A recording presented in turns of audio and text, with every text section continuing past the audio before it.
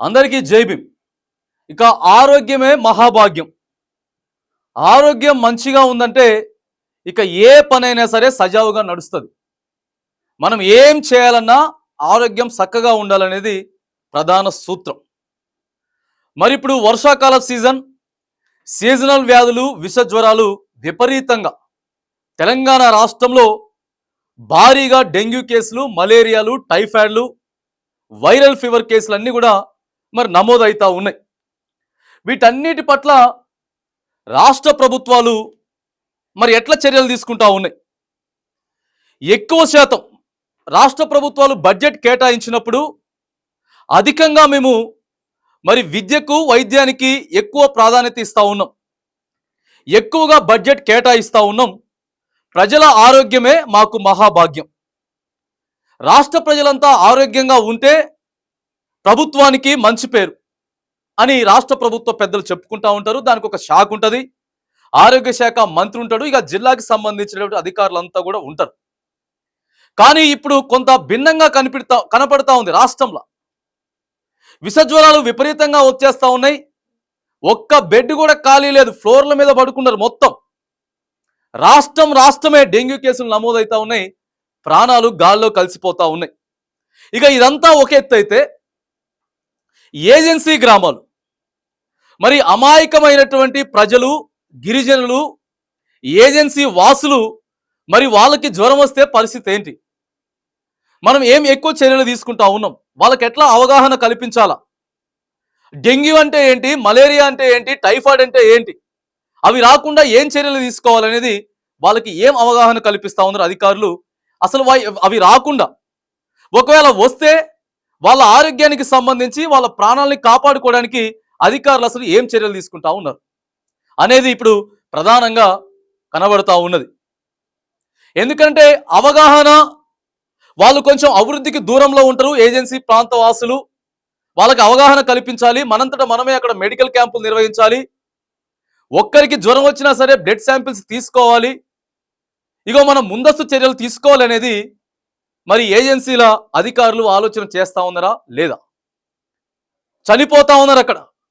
ప్రధానంగా మనం చూసుకున్నట్టయితే భద్రాద్రి కొత్తగూడెం జిల్లాలో ఎక్కువగా ఏజెన్సీ ప్రాంతాలు మనకు కనబడతా ఉంటాయి.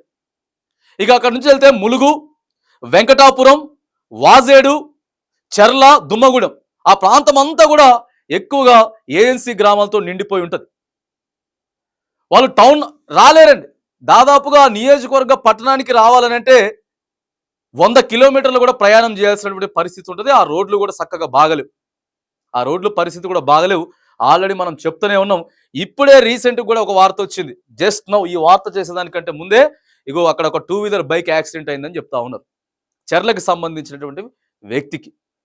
సరే, ఇవన్నీ పక్కగా పెడితే మనం ఏం చర్యలు తీసుకుంటున్నాం? మెడికల్ క్యాంపులు నిర్వహిస్తా ఉన్నావా? భద్రాచలం నియోజకవర్గం పక్కనే ఉన్నటువంటి ములుగు నియోజకవర్గ ప్రజలంతా కూడా ఏజెన్సీ గ్రామ ప్రాంతాలు చాలా ఇబ్బంది పడుతూ ఉన్నారు. వెంకటాపురం మండలంలోని బండ్లగూడకు చెందినటువంటి ఓ ఇద్దరు కూడా చనిపోయారండి రీసెంట్గా విష జ్వరాల వల్లనే. ఆ ఏజెన్సీ గ్రామాలు మొత్తం కూడా ఇంటికి దాదాపుగా 2-3 బెడ్ ఎక్కిర్రు, మంచం ఎక్కిండ్రు. 2-3 మంచాలు ఎక్కిర్రు. పట్టించుకోవట్లేదని చెప్పి వాపోతా ఉన్నారు మెడికల్ ఆఫీసర్లు. మరి ఈ సిచ్యువేషన్లోనే స్ట్రిక్ట్గా పనిచేయాల్సినటువంటి ఆఫీసర్లు, మరి టైంకి రావాల్సినటువంటి ఆఫీసర్లు, అక్కడ ప్రజలకి అవగాహన కల్పించాల్సినటువంటి ఆఫీసర్లు చక్కగా డ్యూటీలు చేస్తలేరు, మమ్మల్ని పట్టించుకోవట్లేదని చెప్పి అక్కడ ప్రజలే చెప్తా ఉన్నారు. మరి ఎందుకు ఆ పరిస్థితి వచ్చింది? అక్కడ ఉన్నటువంటి డిఎంఏహెచ్ఓ గారు ఏం చేస్తా ఉన్నారు? ఆడ ఉన్నటువంటి డిపిఓ గారు ఏం చేస్తా ఉన్నారు? కనీసం బ్లీచింగ్ పౌడర్ చల్లుతా ఉన్నారా లేదా? డిస్ట్రిక్ట్ పంచాయతీ ఆఫీసర్ గారు ఇప్పటివరకు మరి అక్కడ ఎన్ని గ్రామాలకి బ్లీచింగ్ జల్లిచ్చిర్రు? పారిశుద్ధ్యం కోసం ఏం అడుగులు వేస్తా ఉన్నారు అనేది ఏజెన్సీ గ్రామాలని ప్రధానంగా పట్టించుకోవాలి అని మనం చెప్తా ఉన్నాం. ఏజెన్సీ గ్రామాలపై ప్రత్యేక దృష్టి పెట్టాలని కూడా చెప్తా ఉన్నాం. అందరూ పనిచేసేది ఒక ఎత్తు అయితే ఏజెన్సీ గ్రామాల్లో ఉన్నటువంటి అధికారులు పనిచేయాల్సినటువంటిది ఇంకొక ఎత్తు.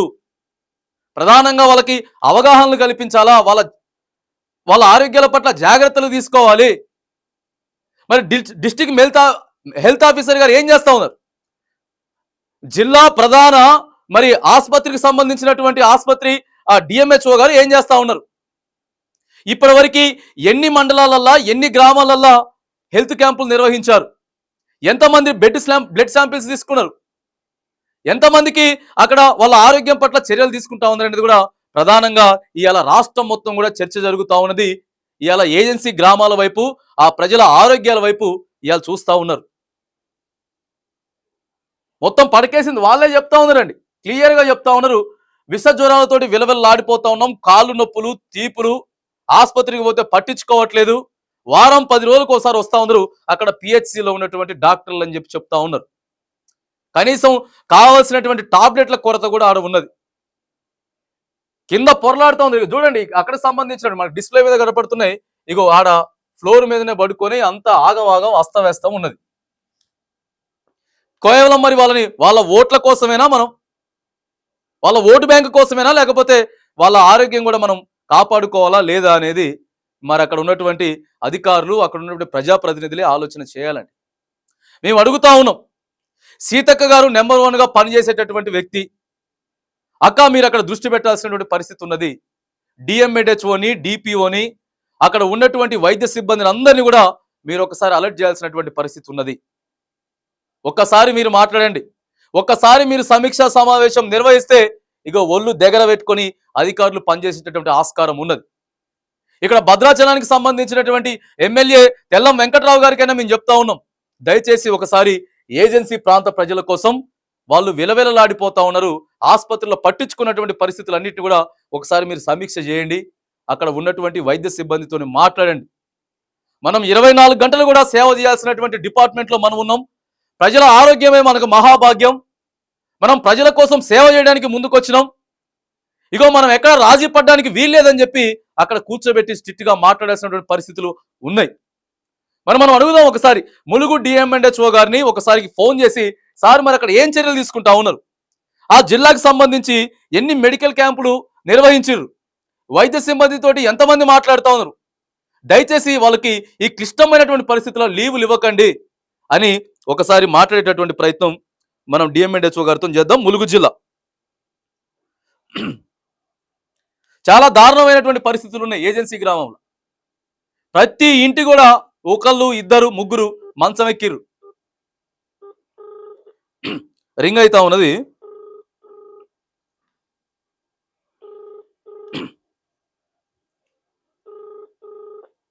పైసలు ఉండవండి పాపం వాళ్ళ కాడ, కార్పొరేట్ స్థాయి హాస్పిటల్కి పోయి ఇక అక్కడ ఉన్నటువంటి ఆర్ఎంపీలు అంతా కూడా దండుకునేటటువంటి ప్రయత్నం జరుగుతుంది కంపల్సరీ కదా.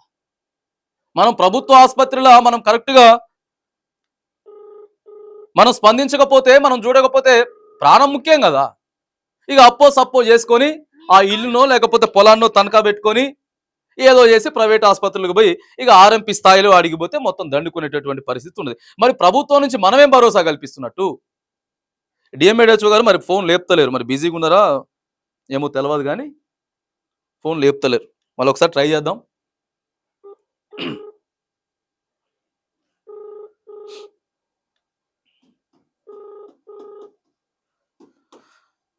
మరి ఇక జిల్లాకు సంబంధించినటువంటి అధికారులంతా కూడా కరెక్ట్ పట్టించుకోవాలి. మేము 15 కిలోమీటర్లు లోపలికి జంగల్లోకి పోయి 20 కిలోమీటర్లు మేము వాగులు వంకలు దాటుకొని పోయి రైట్ మేము మంచి చేసినామని చెప్పుకుంటున్నాం, మనం మంచిదే. కానీ క్షేత్రస్థాయిలో ఎక్కడ పనిచేస్తా ఉన్నాం, ఎట్లా పనిచేస్తా ఉన్నాం అనేది కూడా ఇంపార్టెంటే కదండి. ఇక డిఎంహెచ్ఓ గారు బిజీగా ఉన్నట్టున్నారు, మరి ఫోన్ లేపేటటువంటి ప్రయత్నం చేయట్లేదు. మరొకసారి డిస్ట్రిక్ట్ పంచాయతీ ఆఫీసర్ గారు ఏం చర్యలు తీసుకున్నారో కూడా ఒకసారి అడిగేటటువంటి ప్రయత్నం చేద్దాం డిపిఓ గారితో ములుగు.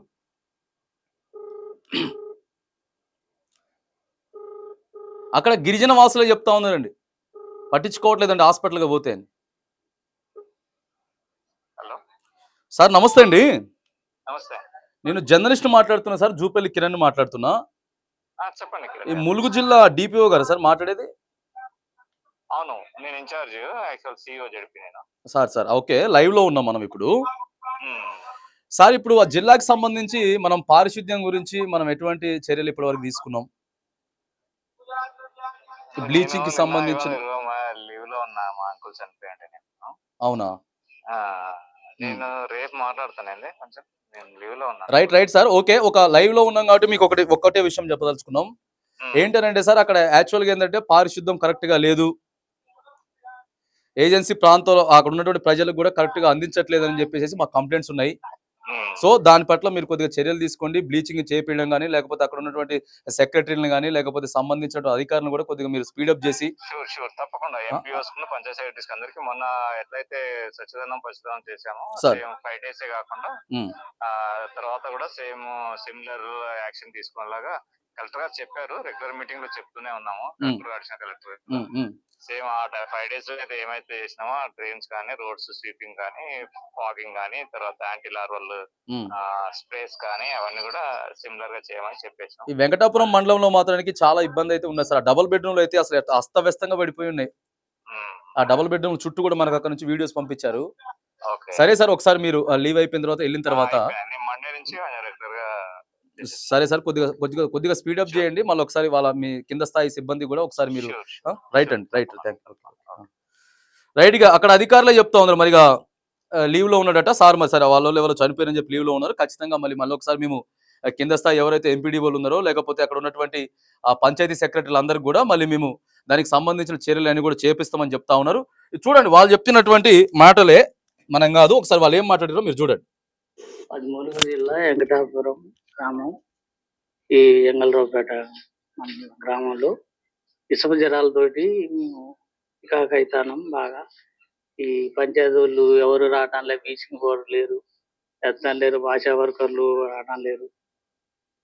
ఎక్కడోళ్ళు అక్కడ చికాకైతానండి. కాళ్ళ నొప్పులు బాగా, పేషెంట్లు ఇంటికి 4-3 అవుతాను.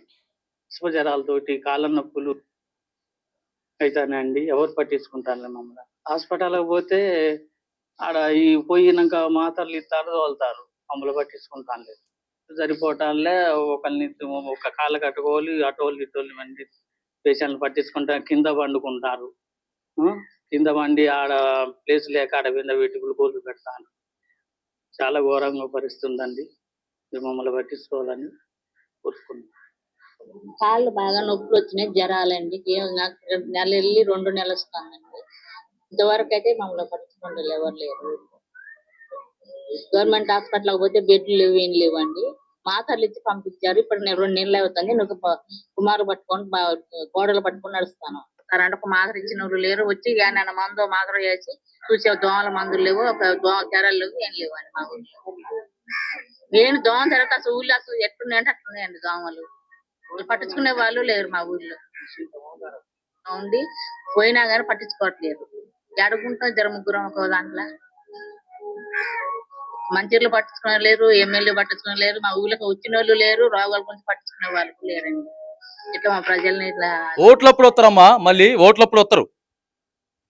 పట్టించుకోవట్లేదు అంటారు కదా, మళ్ళీ ఓట్లప్పుడు మీ ఓట్లు అడగడానికి వస్తారు. ఇక మనం ఏం ఆలోచించుకుంటే ఓట్లు వేసేస్తాం కదా. ఇక ఆ ఓట్ల కోసం అయితే వస్తారు. వాళ్ళే చెప్తున్నారు పట్టించుకునే పరిస్థితి లేదు, ఇంటికి 2-3 మంచం పట్టిండ్రు అని చెప్తా ఉన్నారు.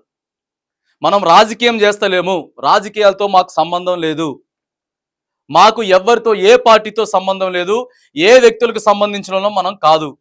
కానీ క్లియర్గా అక్కడ ఉన్నటువంటి ప్రజల ఆరోగ్యం మనకి 100కి 100% ఇంపార్టెంట్. అక్కడ ఉన్నటువంటి మా రిపోర్టరు రావుల నరేంద్ర కుమార్ 100కి 100% అక్కడ పనిచేస్తా ఉన్నాడు. ఏజెన్సీ గ్రామ ప్రజలు ఎవరైతే ఉన్నారో వాళ్ళ కష్టాలు తెలుసుకునేటటువంటి ప్రయత్నం, ఇగో అధికారులతో మాట్లాడి దాన్ని సాల్వ్ చేసేటటువంటి ప్రయత్నం చేస్తా ఉన్నాం. తద్వారా అంతే, లేకపోతే అక్కడ సీతక్క గారు, లేకపోతే ఇటు వస్తే తెల్ల వెంకట్రావు గారు, అక్కడ ఉన్నటువంటి డిఎంఎన్హెచ్ఓ గారు, వీళ్ళెవరు మనకేదో శత్రువులు కాదు, లేకపోతే వాళ్ళ గురించి మనమేమో మాట్లాడతలేం. కాకపోతే మనం రాష్ట్ర ప్రభుత్వంలో ఒక పొజిషన్లో మనం ఉన్నాం, ఒక ఎమ్మెల్యేగా ఉన్నాం, ఓ మంత్రిగా ఉన్నాం, ఓ జిల్లా అధికారిగా ఉన్నాం. అలాంటప్పుడు మరి ప్రత్యేకంగా ఏజెన్సీ ప్రాంతంలో మనం పనిచేస్తా ఉన్నాం. అమాయకులైనటువంటి గిరిజన ప్రాంతాలలో మనం పనిచేస్తా ఉన్నాం. వాళ్ళకి అవగాహన కల్పించాలా. వాళ్ళ ఒక్కరు చనిపోయినా కూడా ఇగో అది ప్రభుత్వ పనితీరికి పరాకాష్ఠగా మిగులుతుంది తప్ప ఎంతవరకు మనం వాళ్ళ ఆరోగ్యాన్ని సంరక్షించేటటువంటి ప్రయత్నం చేయాలి.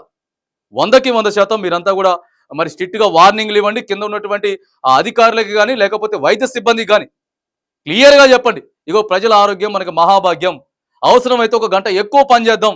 వాళ్ళు వచ్చినప్పుడు చిరాకు పడకుండా పనిచేసే కింద స్థాయి నుంచి కూడా డైరెక్ట్గా చెప్తా ఉన్నాం. మళ్ళొక్కసారి హాస్పిటల్లో ఉన్నటువంటి కింద స్లీపర్ దగ్గర నుంచి కూడా ఆ స్థాయిలో ఉన్నటువంటి ప్రతి డాక్టర్ కూడా వచ్చేటటువంటి ప్రతి పేషెంట్ మీద కూడా మనం స్నేహపూర్వకంగా, ప్రేమపూర్వకంగా ముందుకు పోవాలా. వాళ్ళ ఆరోగ్యాన్ని దృష్టిలో పెట్టుకునేటి 100% మాత్రం పనిచేయాల్సినటువంటి పరిస్థితి ఉంటుంది. ఏ అధికారి అయినా సరే నిర్లక్ష్యం వహించినట్టయితే మాత్రానికి ఖచ్చితంగా ఇదే హైదరాబాద్లో వైద్య శాఖ సిబ్బందికి కూడా మనం రిటర్న్ గా కంప్లైంట్ పెట్టడం కూడా జరుగుతూ ఉన్నది.